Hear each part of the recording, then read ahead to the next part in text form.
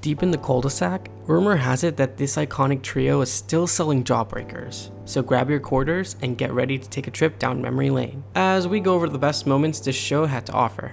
Hey everyone, welcome to 90s Nostalgia. Today, we'll be counting down the top 10 Ed, and Eddy episodes. If you enjoyed this video, make sure to leave a like, subscribe to 90s Nostalgia, and hit the bell icon so you never miss any of our countdowns regarding everything 90s.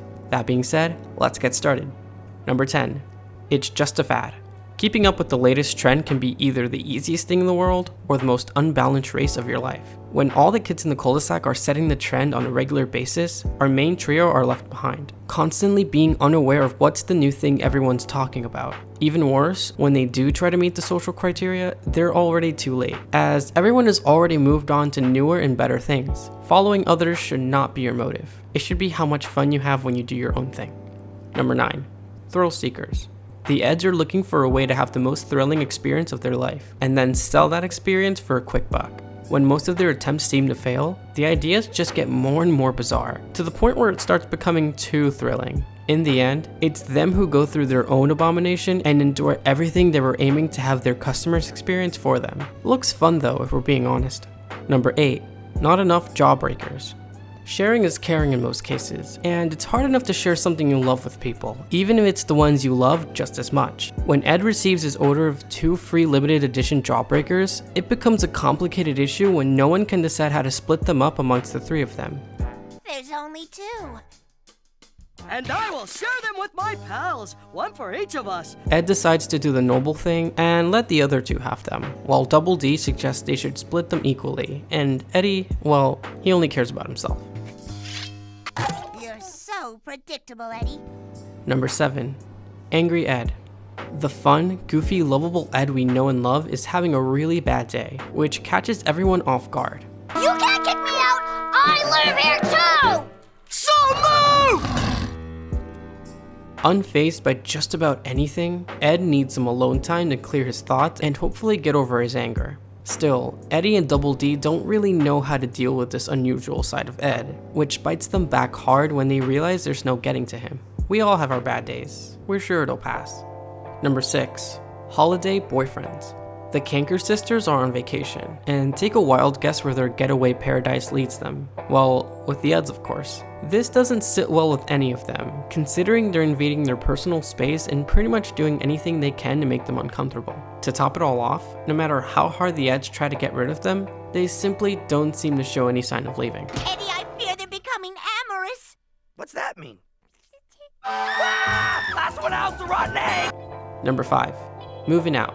Ed wants an independent life away from his little sister, Sarah, so Eddy and Double D help him find his footing as he takes his first real steps into moving out on his own. Instead of renting out an empty place though, they all decided to move Ed into Rolf's shed, which Rolf is surprisingly okay with. Please, make yourself at home, as Rolf could not sleep at night knowing dim-lit Ed boy is out free in the streets. Little by little, however, and Rolf's personal space is invaded by the Eds, making him miserable at every given moment. Maybe it's time they move out again before things get a bit too messy. Number 4. In love with NAZZ. Something seems very majestic about NAZZ in this episode, as the guys can't seem to get their eyes off of her. Double D, my tummy feels all wiggly and crawly inside. That's nice, Ed.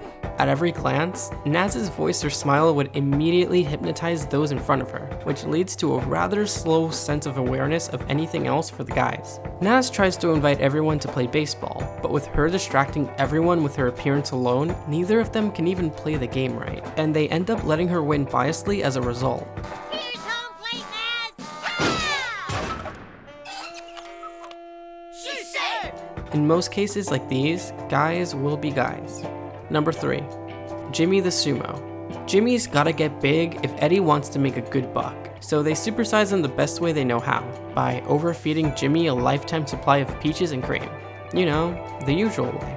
This actually works in the end, creating a sumo wrestling Jimmy that's virtually unstoppable. Only one problem though. Sumo wrestlers are revered, celebrated, and affluent only in Japan, Eddy! Number 2. Lost in the Big City. You cut me off, double dweeb!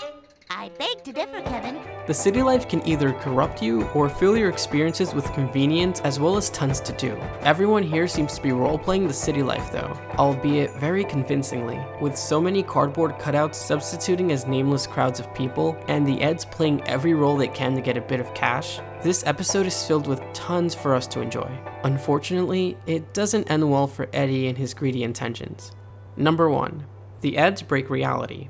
Most definitely the most fourth wall breaking episode in history of cartoons. The Eds discover all the inexplicable inaccuracies within their animated 2D world, almost like a humorous take on self-awareness, except taken way too far, with things like being able to put their hand behind the sun, interact with the abstractly illustrated flat backgrounds, and even remove the line art away from a character almost like string. It's insane to watch, but provides us with more than enough to enjoy every moment.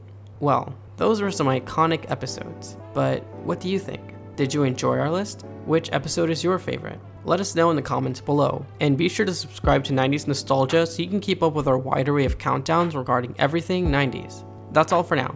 Thanks for watching, and we'll catch you all next time.